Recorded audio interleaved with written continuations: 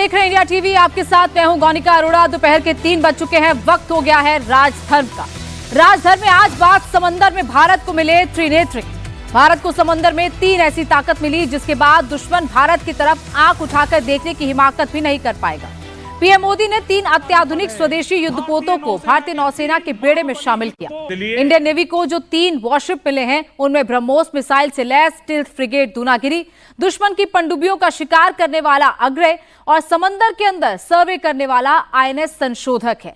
कोलकाता के श्यामा प्रसाद मुखर्जी पोर्ट में आयोजित खास समारोह में इन 3 वॉरशिप्स को नौसेना के बेड़े में शामिल किया गया। इस दौरान पीएम मोदी ने तीनों वॉरशिप को सलामी दी। इन तीनों वॉरशिप के बाद इंडियन नेवी की ताकत कितनी बढ़ जाएगी, तीनों वॉरशिप की क्या खासियत है, ये समंदर में चीन की दादागिरी के लिए कितनी बड़ी चेतावनी है, ये हम आपको बताएंगे। लेकिन सबसे पहले सुनिए प्रधानमंत्री मोदी ने दुनिया को क्या संदेश दिया। मोदी ने कहा कि शांति के लिए सामर्थ्य और समृद्धि के लिए रक्षा के लिए सुरक्षा जरूरी है। भारत ने हमेशा से समुद्र को सहयोग का माध्यम माना है, लेकिन भारत ये भी जानता है कि शांति की रक्षा के लिए सामर्थ्य भी उतना ही आवश्यक है। समृद्धि की रक्षा के लिए सुरक्षा आवश्यक है और भविष्य के निर्माण के लिए आत्मनिर्भरता अनिवार्य है। आज आईएनएस अग्रय, आईएनएस दूनागिरी और आईएनएस संशोधक इसी भावना के प्रतीक बनकर भारतीय नौसेना में शामिल हुए हैं। ये उस भारत के प्रतीक है जो 21वीं सदी में अपने सामर्थ्य को पहचान रहा है, जो अपनी क्षमताओं पर विश्वास कर रहा है और जो दुनिया के सामने नए आत्मविश्वास के साथ तेज गति से ऊर्जा से भरे हुए संकल्प के साथ निरंतर आगे बढ़ रहा है। ये तीनों युद्धपोत मेक इन इंडिया के तहत स्वदेशी तकनीक पर डिजाइन किए गए हैं। आईएनएस दूनागिरी स्टील्थ टेक्निक से लैस है, दुश्मन के रडार को चकमा देकर ऑपरेशन को अंजाम देगा। आईएनएस संशोधक सर्वे वॉरशिप है, देश की हाइड्रोग्राफिक सर्वे और मैरीटाइम मैपिंग की क्षमता को बढ़ाएगा। तो वही आईएनएस अग्रय समंदर के अंदर दुश्मन की सबमरीन का काल है। इंडियन नेवी इतिहास में यह सिर्फ दूसरा बड़ा मौका है जब 3 बड़े और आधुनिक वॉरशिप एक साथ देश की सेवा में समंदर में तैनात हुए। तीनों वॉरशिप के रोल अलग अलग है, लेकिन मकसद एक, दुश्मन की तबाही और समंदर में भारत की ताकत कई गुना बढ़ाना। तीनों वॉरशिप का नेवी के बेड़े में शामिल होना इसीलिए भी खास है कि ये डिफेंस पे आत्मनिर्भर भारत का प्रतीक है। तीनों बैटलशिप में 75% कल पुर्जे स्वदेशी हैं। भारत की 200 से ज्यादा एमएसएमई इसके प्रोडक्शन में शामिल रहे हैं।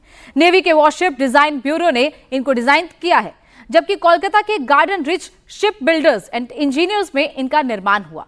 प्रधानमंत्री मोदी ने पिछले 12 साल में आए बदलाव का जिक्र किया। उन्होंने कहा कि एक समय भारत दुनिया के सबसे बड़े डिफेंस इंपोर्टर के रूप में शामिल था, लेकिन अब भारत का डिफेंस निर्यात तेजी से बढ़ता जा रहा है। एक समय था जब भारत की पहचान दुनिया के सबसे बड़े डिफेंस इंपोर्टर्स आयातकों में होती रही है।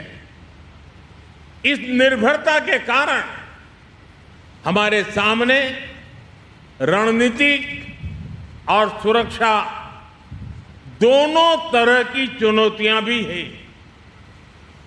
2014 में सरकार बनने के बाद हमने स्थिति को बदलने का संकल्प लिया।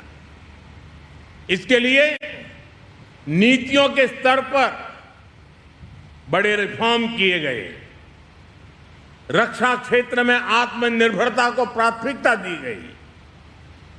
इन प्रयासों का परिणाम है कि आज रक्षा क्षेत्र में डिजाइन, मैन्युफैक्चरिंग और एक्सपोर्ट की नई संभावनाएं बनी है। 2014 तक देश का कुल डिफेंस प्रोडक्शन 40,000 करोड़ रुपए के आसपास था।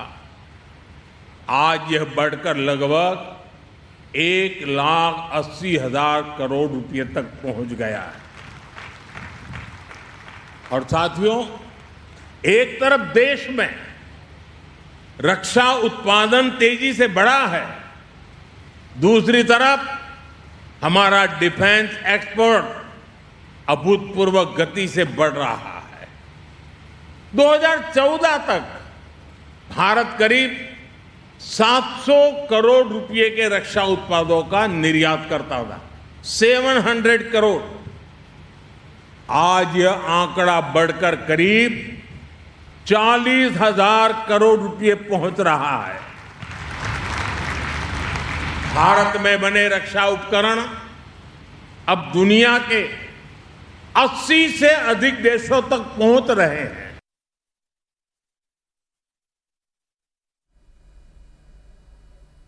आईएनएस दूनागिरी प्रोजेक्ट 17A का 5वां स्टिल्थ फ्रिगेट वॉरशिप है। इसे नेवी के वॉरशिप डिजाइन ब्यूरो ने तैयार किया है। प्रोडक्शन कोलकाता की garden rich ship builders and engineers limited ने किया है। ये एडवांस हथियार और सेंसर से लैस स्वदेशी स्टिल्थ फ्रिगेट है। सबसे बड़ी ताकत यह है कि आईएनएस दूनागिरी ब्रह्मोस से लैस है, जो लंबी दूरी तक दुश्मन के ठिकानों को तबाह कर सकती है। दुश्मन पर छिपकर हमला करने वाली तकनीक इसमें है। इसका वजन 6,670 वजन और लंबाई 149 मीटर है। तो आईएनएस दूनागिरी की ये खासियत हम आपको बता रहे हैं कि किस तरीके से दुश्मन को मुकाबला देने के लिए ये तीनों वॉरशिप्स को शामिल किया गया है, जिसमें INS Dunagiri, INS Agray, INS संशोधक है। और प्रधानमंत्री ने बताया कि किस तरीके से भारत का डिफेंस एक्सपोर्ट बढ़ा है, जो लगभग 6 गुना से ज्यादा बढ़ा है। और भारत का जो डिफेंस बजट है उसमें लगभग 4 गुना से ज्यादा की बढ़ोतरी पिछले 12 साल में हुई। भारतीय नौसेना का आईएनएस दूनागिरी कमीशन होने के बाद अब ब्लू वाटर को डोमिनेट करने के लिए पूरी तरह से तैयार है। यह भारतीय नौसेना के आत्मनिर्भरता की ताकत का प्रतीक है। इसमें ब्रह्मोस, जिसकी रेंज 300 किलोमीटर से कहीं ज्यादा है, उसके साथ MRSAM यानी medium range surface to air missile से यह पूरी तरीके से लैस है। हम आपको यह भी बता दें कि प्रोजेक्ट 17 अल्फा के 4 शिप्स भारतीय नौसेना में पहले से ही कमीशन हो चुके हैं। ये 5वां शिप है और ये गेम चेंजर के तौर पर देखा जा रहा है। ऑपरेशन सिंदूर में भी एक अहम भूमिका इन शिप्स ने निभाई थी। प्रधानमंत्री नरेंद्र मोदी ने बार बार आत्मनिर्भरता वाली ताकत का जिक्र इन्हीं शिप्स के लिए किया था। हम आपको ये भी बता दें कि ये चाहे एयर वॉरफेयर हो, यानी अगर कोई भी थ्रेट, आसमानी थ्रेट आ रहा है तो उसे इंगेज करने के लिए इसका पावरफुल एयर डिफेंस सिस्टम है। एंटी सबमरीन वॉरफेयर यानी ब्लू वाटर डोमिनेंस के लिए एंटी सबमरीन वॉरफेयर से पूरी तरह से ये लैस है। सरफेस वॉरफेयर यानी आमने सामने की अगर लड़ाई हुई तो अपने एसिमेट्रिक वॉरफेयर के सभी वेपन से ये पूरी तरह से इक्विप्ड है। और यही वजह है कि ये देश की आत्मनिर्भरता वाली ताकत दिखाने के लिए हम इस समय सीधा भारतीय नौसेना के आईएनएस दूनागिरी से आपको ये ग्राउंड रिपोर्ट दिखा रहे हैं। ये समंदर के नीचे छिपे दुश्मन की सबमरीन को खोजने और नष्ट करने के लिए आधुनिक टॉर्पिडो और स्वदेशी रॉकेट लॉन्चर्स से लैस है। आसमान से आने वाले खतरों से निपटने के लिए इसमें मध्यम दूरी की सतह से हवा में मारने वाली मिसाइल प्रणाली है और रडार भी लगाया गया है। आईएनएस दूनागिरी की कुल मिला के लेंथ करीबन 160 मीटर के लगभग है और यही वजह है कि लाइक माइंडेड नेवीज के साथ अब आईएनएस दूनागिरी भी एक्सरसाइज करने और ऑपरेशनल कैपेबिलिटी के साथ आगे बढ़ने के लिए पूरी तरह से तैयार है। और यही वजह है कि हम आपको सीधा ग्राउंड रिपोर्ट दिखा रहे हैं। हम आपको ये भी बता दें कि अगर भारतीय नौसेना का दमखम, आप आत्मनिर्भरता वाली ताकत देखेंगे तो इससे अंदाजा लगेगा कि जहां एक तरफ सबमरीन्स का बेड़ा लगातार 16 से 18 के बीच हुआ है, जिसमें न्यूक्लियर कैपेबल सबमरीन्स भी हैं, तो वहीं दूसरी तरफ और कलवरी क्लास सबमरीन्स के साथ साथ बाकी सबमरीन्स भी ली जा रही हैं। एयरक्राफ्ट कैरियर, जिसने ऑपरेशन सिंदूर में अपना एक इंपॉर्टेंट रोल प्ले किया, और जो सरफेस बैटल ग्रुप था या कैरियर बैटल ग्रुप आप कह लीजिए, जब वो अपने पूरे दस्ते के साथ खड़े हुए तो सामने वाले के होश फाख्ता हो गए। और यही वजह है कि भारतीय नौसेना की बढ़ती हुई ताकत दिखाने के लिए हम आपको ये ग्राउंड रिपोर्ट दिखा रहे हैं। वहीं जहाज के कमांडिंग ऑफिसर डिजाइनेट कैप्टन दिव्य आलोक ने इंडिया टीवी से खास बातचीत में बताया कि दूनागिरी ईस्ट नेवल कमान और ईस्टर्न फ्लीट का हिस्सा बनेगा।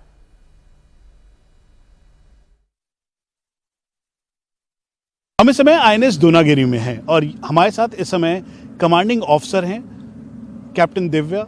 सर, अब ये बता दीजिए सर कि बहुत बड़ा मौका है, क्योंकि ये भारतीय नौसेना की ऑपरेशनल कैपेबिलिटी भी इन्हेंस करता है और ये देश की आत्मनिर्भरता भी बढ़ाता है। जी। किस तरह की तैयारी है, कितना कैपेबल और पोटेंट है?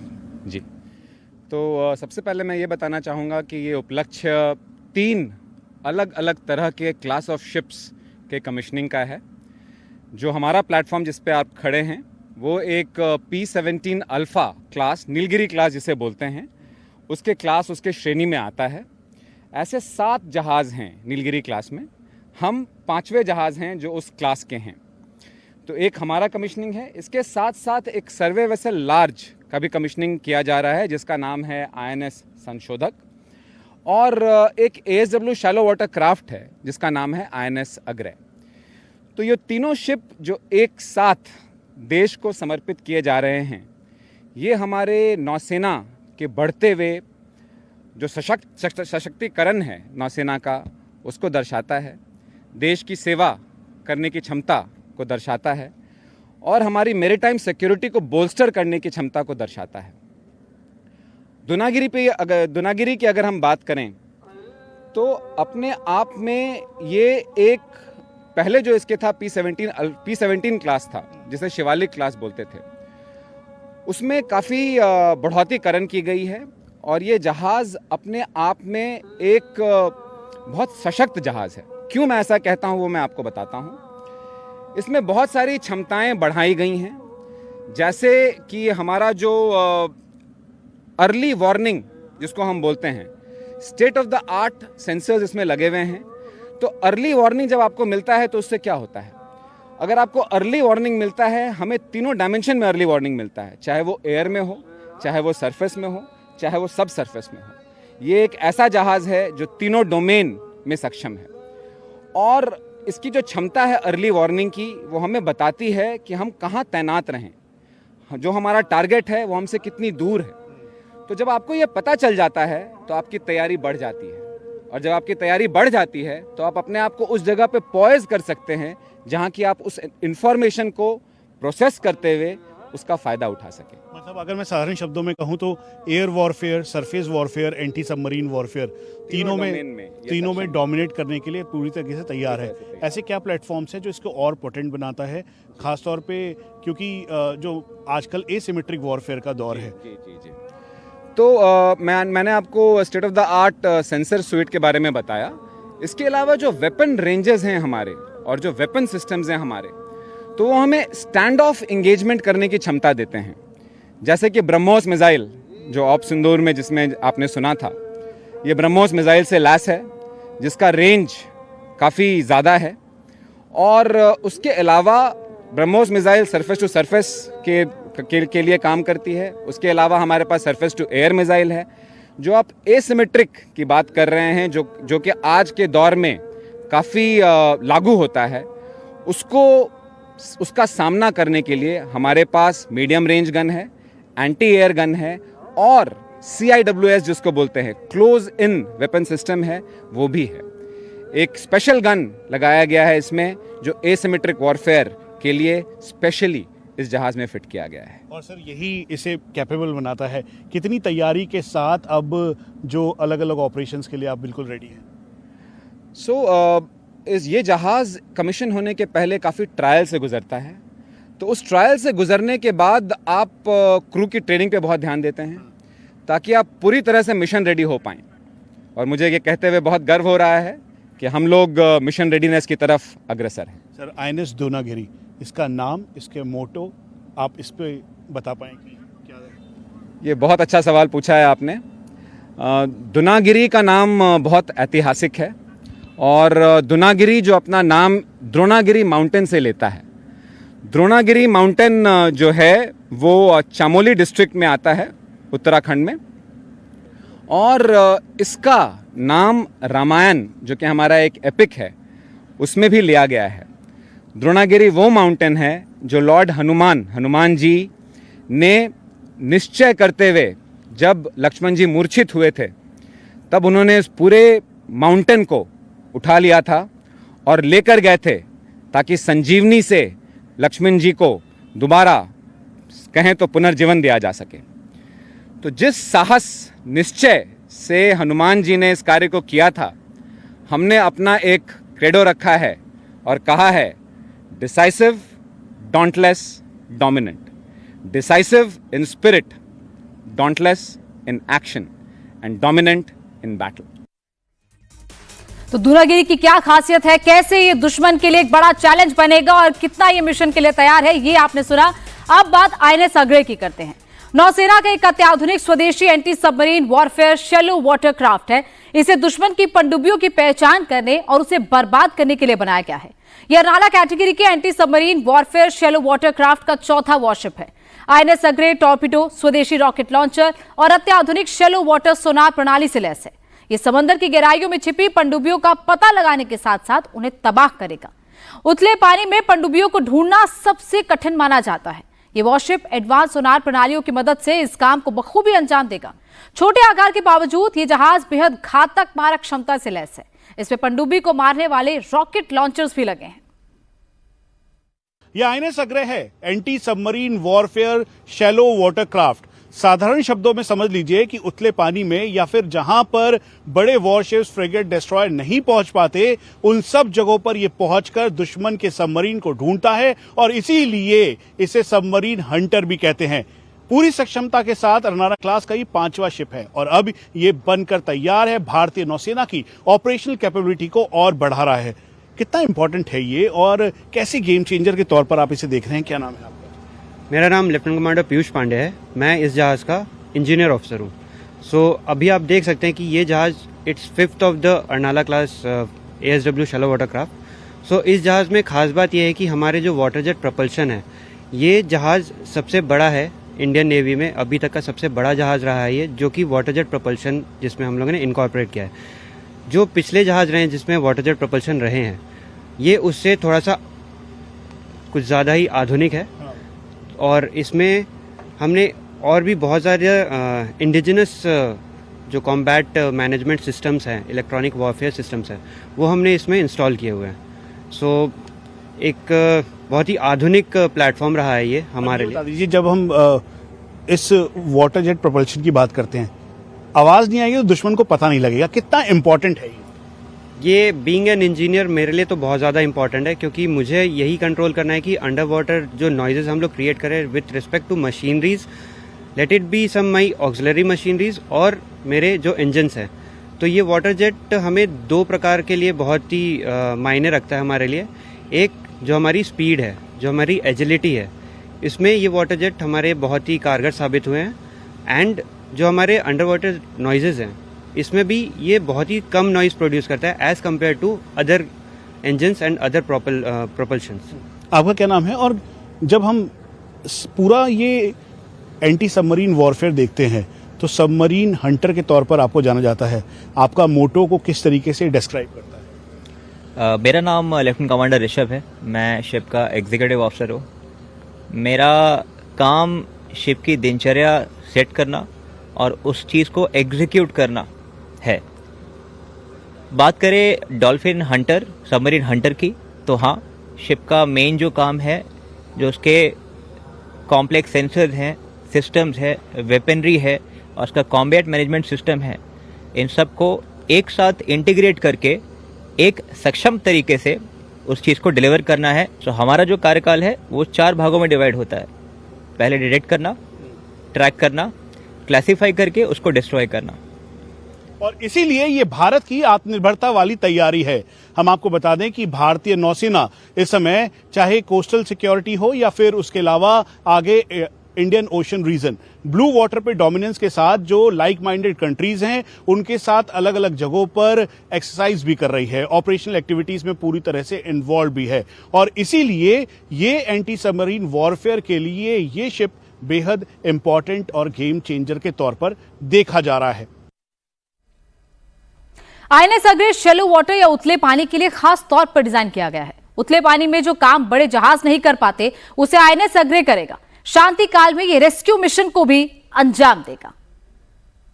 प्रधानमंत्री नरेंद्र मोदी ने आईएनएस अग्रे को भारतीय नौसेना में कमीशन कर लिया है और ये एक बड़ा मौका है क्योंकि भारतीय नौसेना सक्षमता के साथ शैलो वाटर से लेकर ब्लू वाटर डोमिनेंस करने के लिए पूरी तरह से तत्पर और तैयार है।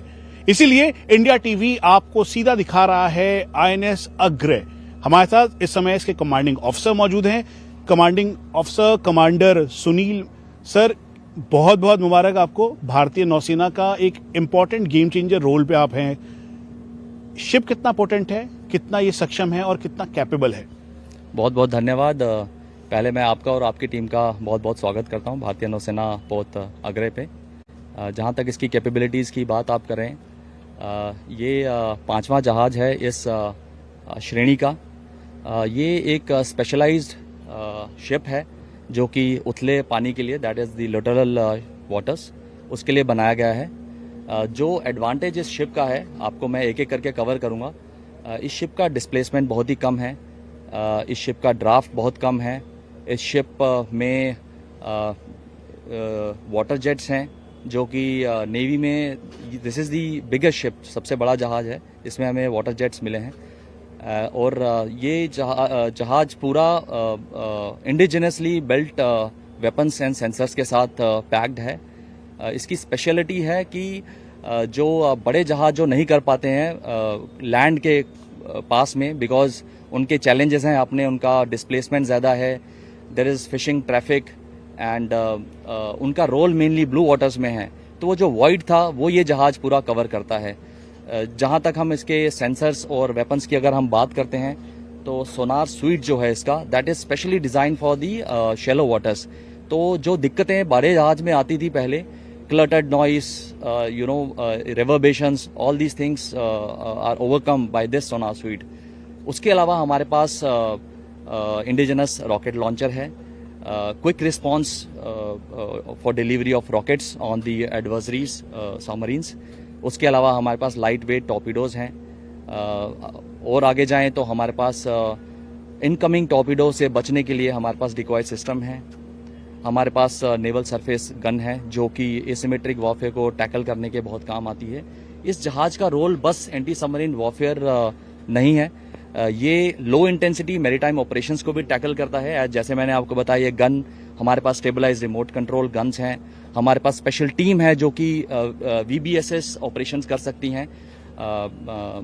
उसके अलावा in peace time we also do search and rescue operations and उसके अलावा whatever opportunities we are given, we are ready to go ahead with that. बात करते करते मेरी नज़र आपके क्रेस्ट पे पड़ी, गांडीव है वो, और उसी की तरह दमदार भी है, और ये एंटी सबमरीन वॉरफेयर का ये शिप भी उसी तरीके से, उसी का जो आपका मोटो है उसे कैसे ये सिग्निफाई करता है, ये क्रेस्ट से लेकर मोटो तक?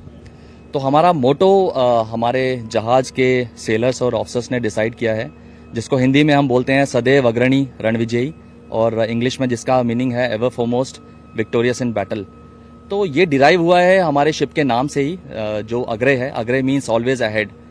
तो अगर आप हम मुझसे पूछें तो इस मोटो के साथ ही हमारे सेलर्स और ऑफिसर्स आगे बढ़ रहे हैं। Ever foremost means we are always ahead of any challenge, and victorious in battle जो कि एक सोल्जर का मोटो है।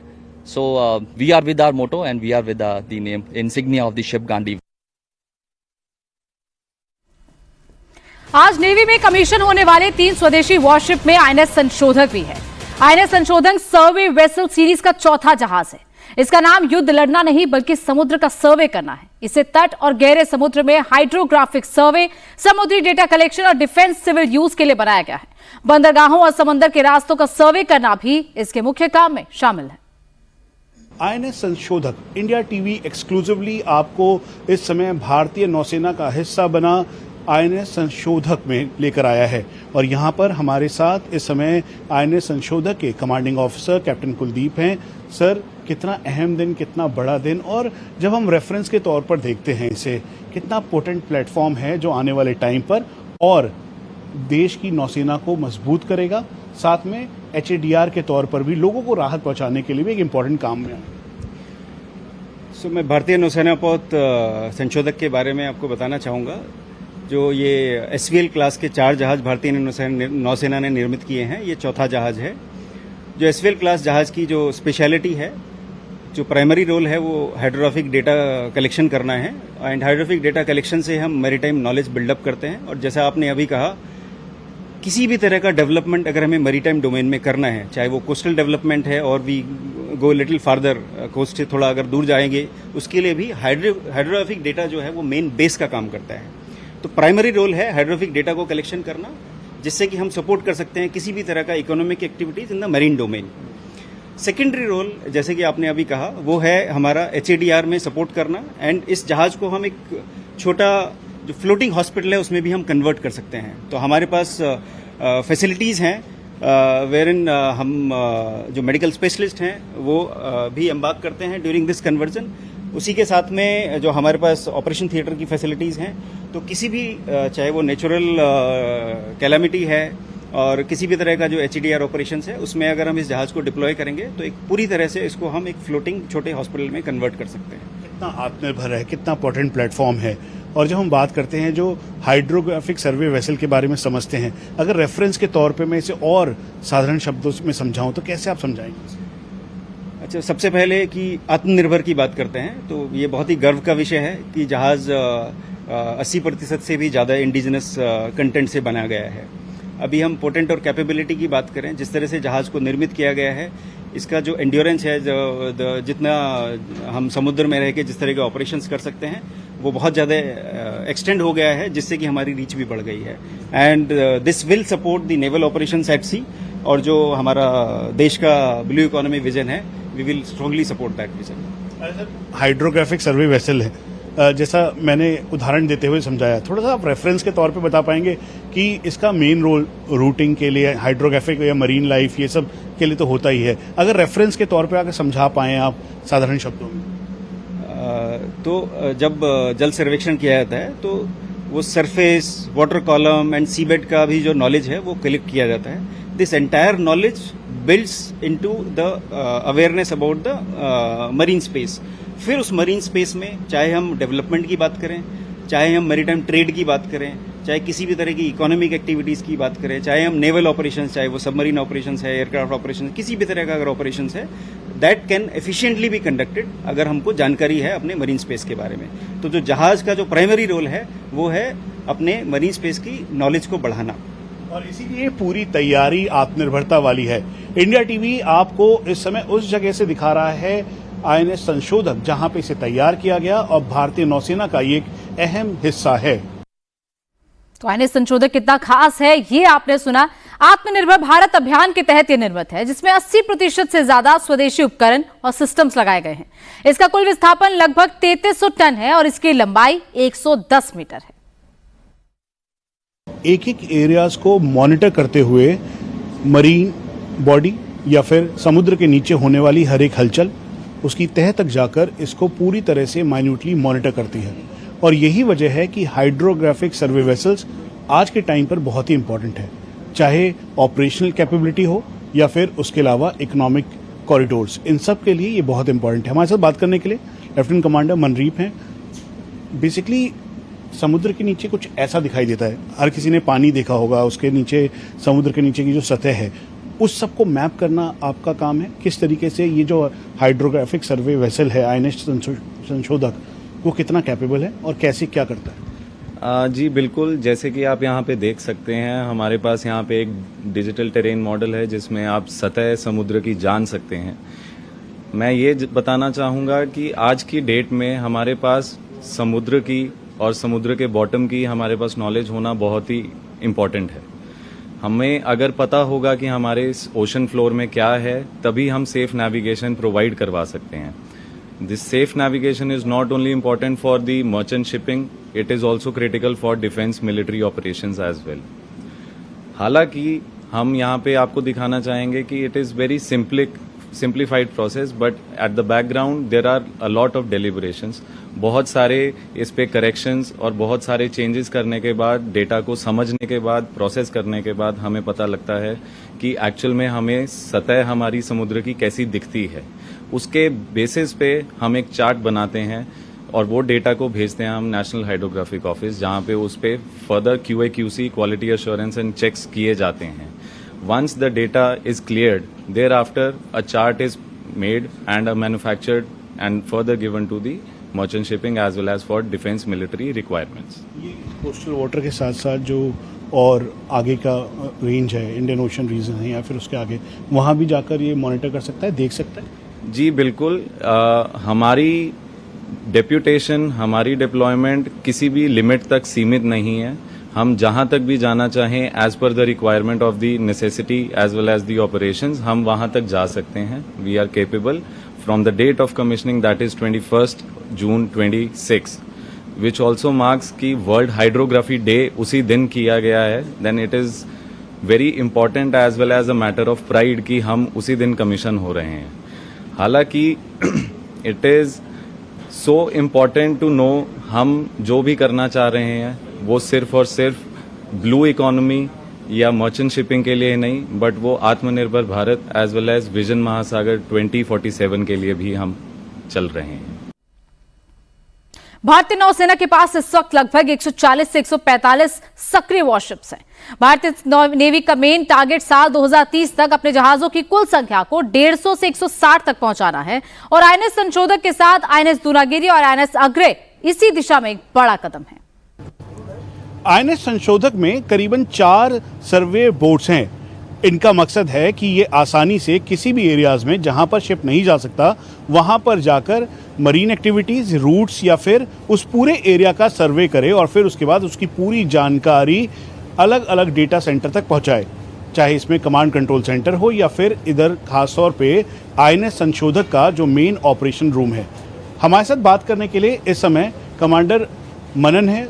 अब ये बता दीजिए कि जब ये बोट्स दिखाई दे रही हैं, उसके अलावा यूएवीज और पूरी तरह से स्टेट ऑफ आर्ट प्लेटफॉर्म से इक्विप्ड है, आईएनएस संशोधक क्या मोटो है, क्या इसका मेन चार्टर है? जी थैंक यू। आईएनएस संशोधक जो जहाज़ है हमारा, ये जहाज़ जैसा कि आपने बताया कि इसके अंदर बहुत ही state of the art survey systems हैं जो बहुत अच्छे तरीके से पानी की सतह के नीचे जो भी एक्टिविटी है उसको कैप्चर कर सकते हैं और जहाँ पे जहाज़ नहीं जा सकता वहाँ पे ये सर्वे मोटर बोट्स हैं जो जाके वहाँ सर्वे करती हैं। तो इस जहाज़ का जो मोटो है वो है मार्गस्य नेता सागरस्य वेत्ता, जिसका इंग्लिश में मीनिंग है leading the way mastering the oceans. So basically ये जहाज़ नेविगेटर नहीं, एक पाथ फाइंडर है। तो जहाँ पे बाकी जहाज़ों को पहुँचना है उससे पहले इस जहाज़ को वहाँ जाके उस जहाज़ के उस रास्ते से समंदर के नीचे की सतह की जानकारी देनी है और ताकि बाकी जहाज़, चाहे वो मर्चेंट ट्रैफिक है, चाहे वो safe navigation for naval operations है, वो सब कुछ हो सके। अगर वहाँ पे मान लीजिए पथरीली ज़मीन है, पहाड़ नुमा है या कोई डेब्री है वहाँ पर या कोई भी माइंस या किसी भी तरीके की चीज़ें हैं या फिर कोई पास्ट में एक्सप्लोडेड सिचुएशन थी वहाँ पर, वो सब मैप कर सकता है? बिल्कुल बिल्कुल। ये जहाज़ में state of the art survey sweet है। जैसा कि मैंने आपको बताया, हमारे पास AUVs हैं, हमारे पास रिमोटली ऑपरेटेड व्हीकल्स हैं जो इस जहाज़ की रीच को डीप सीज तक लेके चले जाते हैं। आईएनएस दूनागिरी, आईएनएस अग्रे और आईएनएस संशोधक को कोलकाता में सार्वजनिक क्षेत्र की company garden rich ship builders and engineers यानी कि GRSE लिमिटेड ने बनाए हैं। इन तीनों ही प्लेटफॉर्म से 75% से ज्यादा स्वदेशी मटेरियल का इस्तेमाल किया गया है। आज पीएम मोदी ने भी GRSE की तारीफ की। GRSE की CMD ने इंडिया टीवी पर 3 स्वदेशी युद्धपोत के बारे में क्या बताता, आपको सुनाते हैं। The last 65 years and 80 warships later, today we have achieved a very significant achievement where 3 ships delivered by us on a single day, 3 अलग-अलग टाइप्स का जहाज, एक P-17 alpha advance frigate Dunagiri, एक सर्वाइवल से लार्ज संशोधक और एक anti submarine shallow water craft अग्रे। ये तीनों जहाज हमने एक ही दिन में डिलीवर किया 30 मार्च 2026।